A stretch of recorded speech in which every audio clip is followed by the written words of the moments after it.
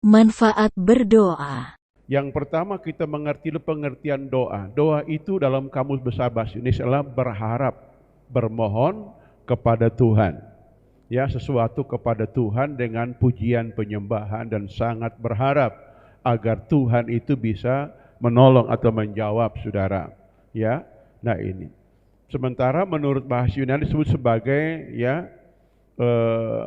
proyokai, artinya memanggil, bermohon, berharap juga kepada Tuhan. Jadi permohonan yang tak habis-habisnya.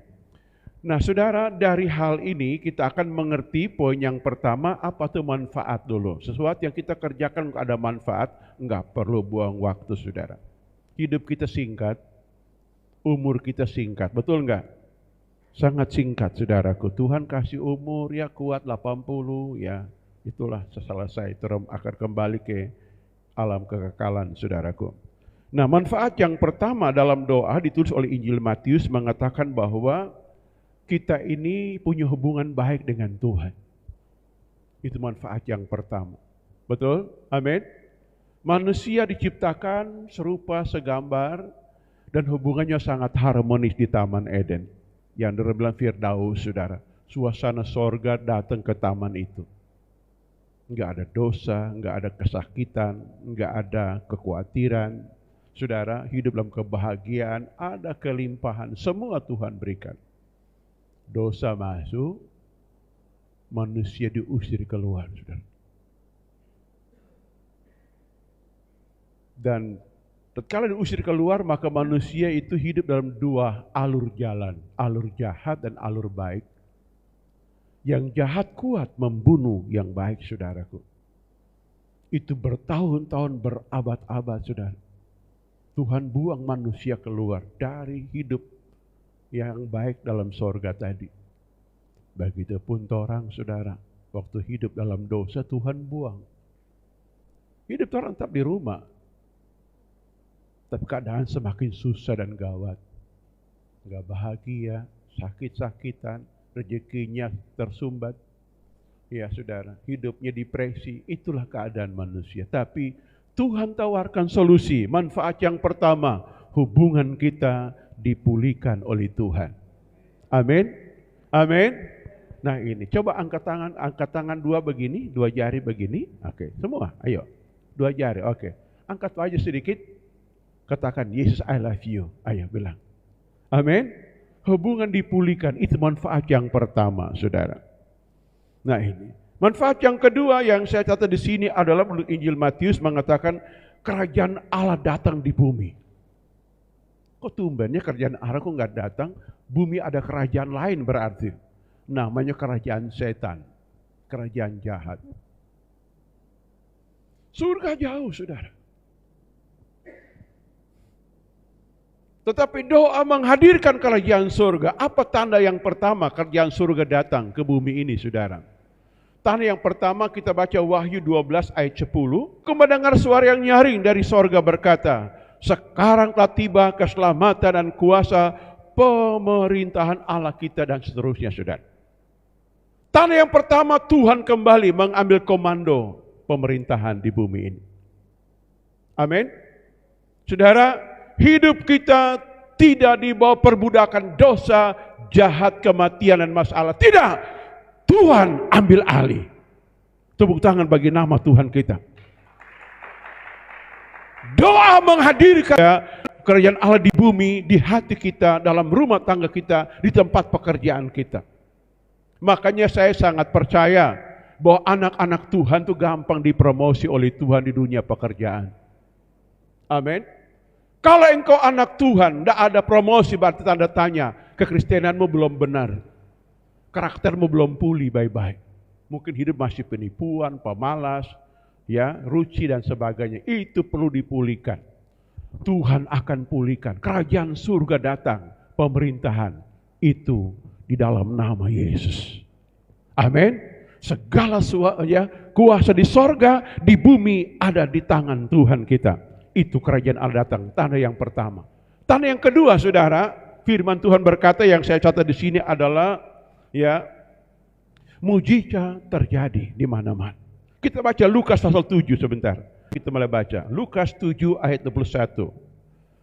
Pada saat itu Yesus menyembuhkan banyak orang dari segala penyakit, penderitaan, dan dari roh-roh jahat. Dan ia mengaruniakan penglihatan kepada banyak orang buta. Yesus menjawab mereka, pergilah, katakan kepada Yohanes apa yang kamu lihat dan kamu dengar. Buta melihat, lumpuh berjalan, orang kusta menjadi tahir, orang tuli mendengar, orang mati dibangkitkan, dan kepada orang-orang miskin diberitakan kabar baik. Saudara, ini artinya surga datang dengan tanda-tanda heran, tanda mujizat. Bila amin. Di zaman ini saya sungguh berdoa di gereja kita ini agar muncul penginjil-penginjil hebat. Amin. Jangan orang santai. Anak-anak muda dengar baik-baik. Kalau engkau cari pekerjaan dunia sekuler nggak dapat, kerjaan surga menunggu saudara. Halo? Mau nggak saudara dipakai Tuhan kemana-mana, ke alam bumi ini saudara? Tuhan siapkan pesawat terbang. Tuhan siapkan fasilitas hotel. Tapi dalam diri kita mesti ada kerajaan Allah. Engkau hadir, lumpuh berjalan, tuli mendengar, bisa berkata-kata, buta bisa melihat. Amin. Generasi tua di seluruh bumi, penginjil tua somati kebanyakan. Orang-orang bikin mujizat, katakan T.L. Osborne. Ya, Maurice Cerullo, saudara, itu generasi tua sudah diambil oleh Tuhan. Reinhard Bonnke. Sekarang Tuhan mencari anak-anak muda. Orang tua sudah di tiang doa di rumah. Amin. Anak-anak muda dengar baik-baik. Dosa paksa banyak-banyak. Kerajaan surga datang dengan tanda heran, tanda mujizat. Halo? Saya belum pernah temukan hamba Tuhan diurapi Tuhan sangat luar biasa, hidupnya miskin dan melarat. Mungkin engkau hamba Tuhan lau-lau, saudara. Tapi hamba Tuhan yang diurapi Tuhan, tanda heran akan menyertaimu. Amin? Amin gak? Amin. Saudara tidak mau bayar harga dalam proses, makanya begitu keadaannya. Kalau engkau bayar harga hidup hanya Tuhan, maka Tuhan berjanji kerajaan surga menyertaimu. Petrus pernah tanya kepada Yesus, aku dapat apa? Aku tinggalkan semua, engkau tunggu kerajaan surga datang. Makanya pada waktu 10 hari menjelang hari pencurahan Roh Kudus, Petrus tinggalkan ruang doa. Cari dia, kamu tinggalkan ruang doa. Apakah engkau mengasihi aku? Petrus menangis di situ, saudara.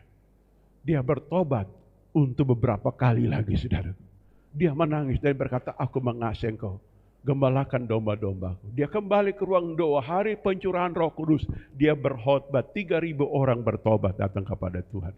Dia berkhotbah 5.000 orang bertobat, bahkan dibawa Injil dan merubah kerajaan Romawi menjadi anak-anak Tuhan. Tepuk tangan bagi nama Tuhan, saudara.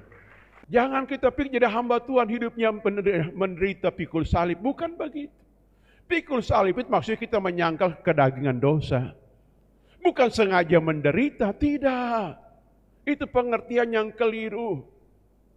Pikul salib artinya begini, kalau engkau pernah berdusta, berhenti berdusta. Kalau engkau pernah pemalas, berhenti pemalas. Itu yang pikul salib. Engkau pernah makan puji, itu berhenti makan puji, saudara. Itu maksudnya pikul salib. Kita hentikan tabiat daging dalam diri kita.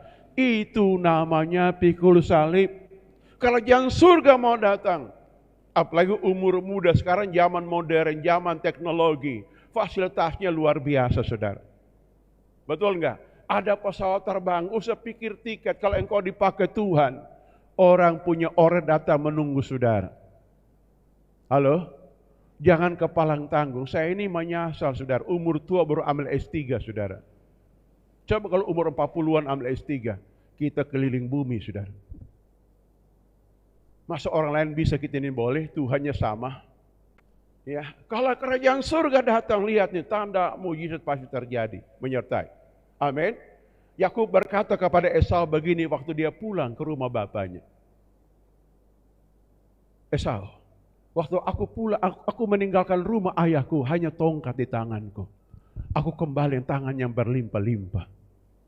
Lihat tuh, Tuhan menyertai orang. Seorang diaken biasa bernama Filipus, saudaraku. Dia hanya seorang tukang yang menjaga pelayanan sosial. Oma-oma tua di zaman gereja mula-mula. Aniaya besar datang, dia diorbitkan Tuhan jadi penginjil besar. Kota Samaria diubah oleh Tuhan. Sampai dukun pun bertobat datang kepada Tuhan. Dan Alkitab berkata, Tuhan memberkati si Filipus ini, saudara. Dengan tanda heran, jangankan saudara, orang sini hanya bangga songko bisa terbang. Filipus bisa terbang. Lebih dari songko.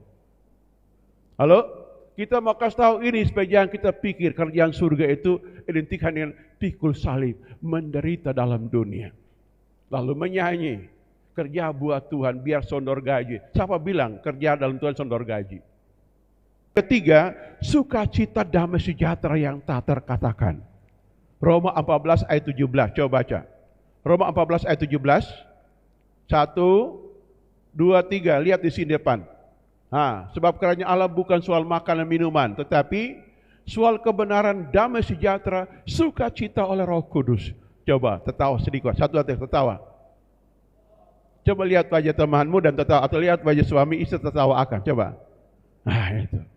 Sedih rumah, ya toh? Awal bulan begini tertawa sedikit kuah, iya toh? Biarlah susah mar.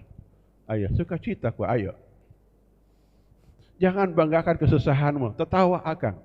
Saudara, saya baca firman Tuhan begini, pada waktu raja dunia pembesar bumi siap melawan orang diurapi, Mazmur pasal 2, Tuhan di sorga tertawa, saudara.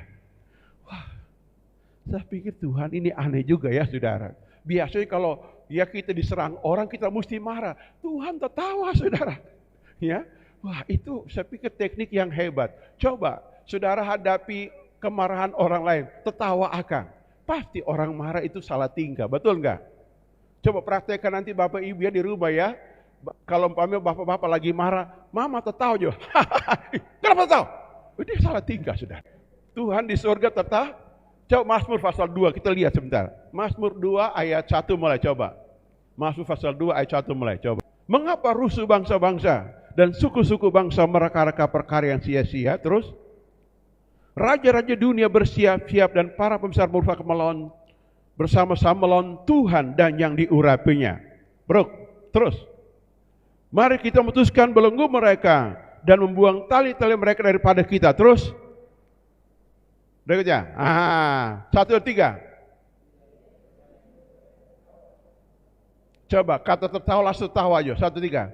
Dia bersemayam di sorga. Amin. Halo, amin. Amin. Ya, Tuhan mengolok-olok mereka.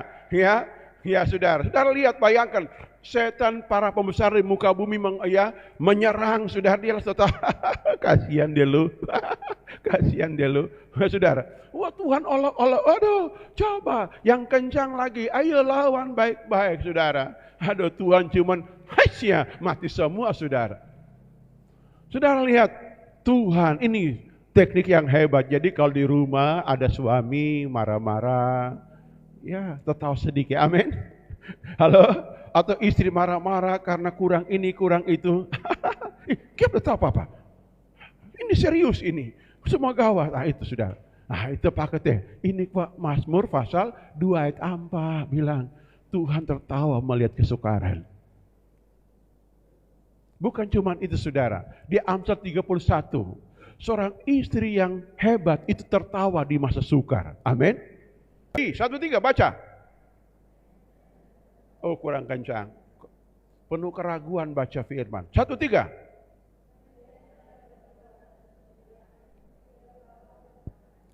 Tertawa tengah depan. Haleluya. Saudara, pernah nyanyi laguku berbahagia? Diciptakan seorang ibu yang buta. Bernama Ibu Fani, saudara. Dia buta, saudara. Dia kata, ku berbahagia. Surga datang tanda apa lagi? Matius 12 ayat 28. Matius 12 ayat 28. Surga datang tandanya apa, saudara? Apa tandanya? Baca semua. Jika aku mengusir setan yang kuasa roh Allah, sesungguhnya kerajaan Allah sudah datang kepadamu. Kerajaan Allah datang, setan dikalahkan semua. Betul enggak? Dalam ibadah penuh kuasa, dengar, setan dikalahkan. Masalah apa yang mengintimidasi otak kita, saudara, tidak akan bisa mengalahkan kita. Izinkan Tuhan aja menjamah otak kita, selesai. Ada damai sejahtera, ada kemenangan. Bilang amin. Betul enggak? Itu surga datang tanahnya saudaraku, ya. Lalu yang kelima, banyak tapi sudah yang kelima aja. Kelima, surga datang. Matius 4 ayat 13 kita baca. Surga datang tanahnya apa? Kita lihat. Matius 3. Ia meninggalkan Nazaret dan diam di Kapernaum, di tepi danau daerah Sebulun dan Naftali. Terus, supaya genaplah firman disampaikan Nabi Yesaya. Terus, tanah Sebulun dan tanah Naftali, jalan ke laut, daerah seberang sungai Yordan, Galilea, wilayah bangsa-bangsa lain. Terus, bangsa yang diam dalam kegelapan telah melihat terang yang besar, bagi mereka yang diam di negeri naungan maut telah terbit terang. Terus ayat terakhir 17. Sejak waktu itulah Yesus memberitakan, bertobatlah sebab kerajaan Allah sudah dekat. Kerajaan Allah datang, negeri dipulihkan oleh Tuhan. Tuhan berfirman, tatkala gereja memuji Tuhan, berdoa kepada Allah, kerajaan surga datang dan pemerintahan di tangan Tuhan. Negeri kita diubahkan, dikendalikan, semua dalam kontrol Tuhan. Bila Tuhan. Amin. Amin enggak? Kita percaya saudaraku ini. Jadi kerajaan Allah datang, ada 5 tanda yang sangat besar. Pertama, ya, Tuhan ambil alih kepemimpinan. Yang kedua, mujizat besar terjadi, ada damai dan sukacita, setan dikalahkan, negeri kita dipulihkan oleh Tuhan. Orang jahat bertobat di mana-mana.